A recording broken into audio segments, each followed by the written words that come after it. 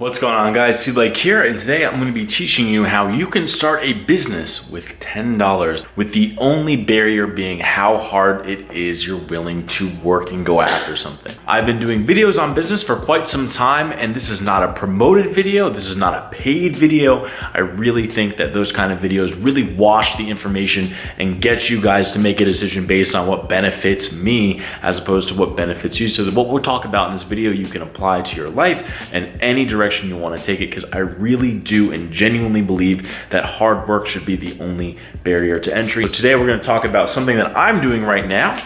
I recently started working from home, so I have a lot more time on my hands than I used to. And I got put onto thrifting as a way to generate income during the hour that I spend to take lunch. There's a thrift store nearby me. I walk through, I pick up things, and I've turned it into a $500 business, starting with just a $10 investment. So if you have $10 or you can scrape it together, hold on to it, because we're going to talk about how to start a business with just $10.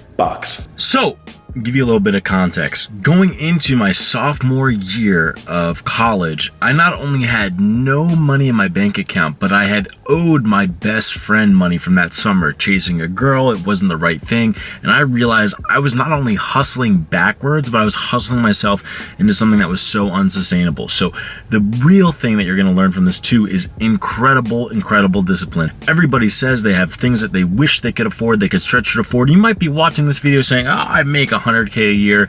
I don't need to take this advice. I'm fine how it is. That's great. And I had that same mentality, but the difference between you and I is when I wanted something that was outside of my means, I created a hustle to afford it. An Audemars, an Audi, a Cartier bracelet, something that was outside of my spending limits. From that discipline, I said, I'm going to create a hustle to do this. And this $10 idea is something that you can take to heart and learn from.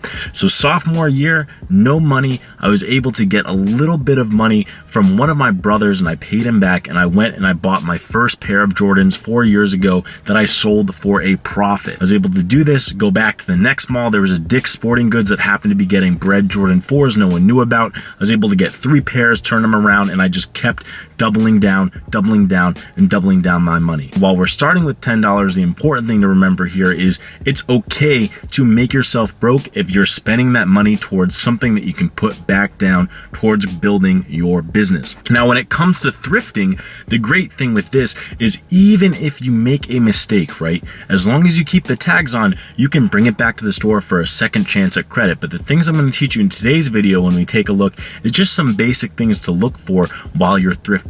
And replace clothing with gaming, replace gaming with precious metals. You can teach yourself. There's resources outside of this video to develop an expertise just to know what you're looking for at your next flea market, your thrift sale, anywhere that you go where there's secondhand goods, to develop that eye to be opportunistic and make some extra money. So we're going to start with $10. We're going to go to a local Savers, and I'm going to show you some stuff with the tags. Other people are there shopping for their families, and I'm shopping to make money. It's just a little uncomfortable if I have a camera on them, and I would definitely not appreciate it if I was shopping there. So we're going to go there. I'll show you what I picked up. I'll show you what I paid. I'll show you what I think I could sell it for. And if you guys are interested with this, you can definitely take it to heart.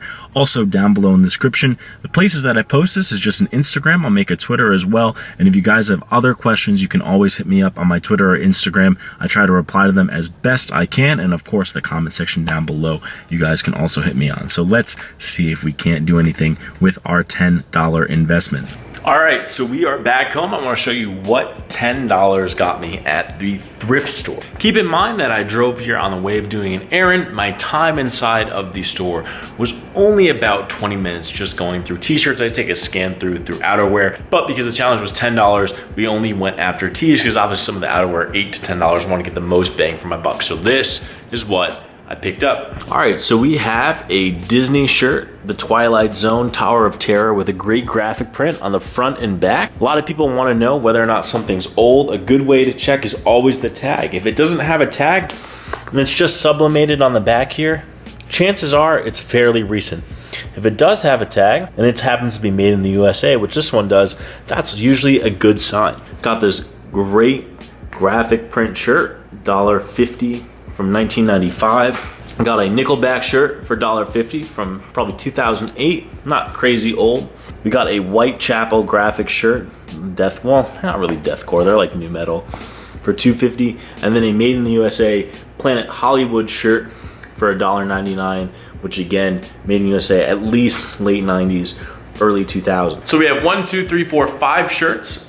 $10 will round up. I had a little bit of change left over. And if you sold each one for say $15 after fees, after shipping, that's 75 bucks with a profit of $65 left over. So starting with that 10 bucks from one day going to thrift, made $65. And again, a couple of these tees I might sell for a little bit more than $15. And if you go long enough, you might even find some older vintage rock shirts, which, believe it or not, sell for as much as $300, $400, $500, all the way up to $1,000 if you find the right one. So getting back to the beginning of the video where we talked about how you can use this hobby to start a business or to afford those reach goals. You're not working from home, maybe you can only do it the weekends. So if you go 2 weekends, that's 8 times a week. If you make an average of $60 to $80 each, you get about $500 in profit per month times 12. That's $6,000 if you don't hit one of the great finds. So we'll say you found, during all those trips, you found 2 really killer items.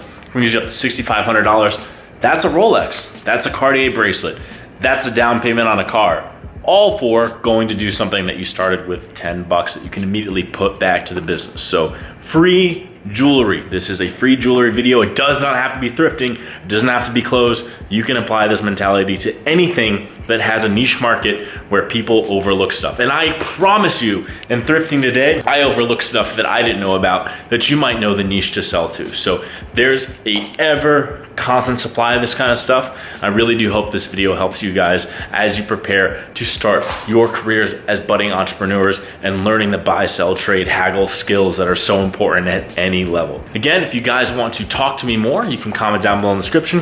You can follow me on Twitter or Instagram, and definitely check out the Stuff We Thrifted page where all these things will be up and priced. So T Blake signing out. Catch you guys soon. Peace, guys.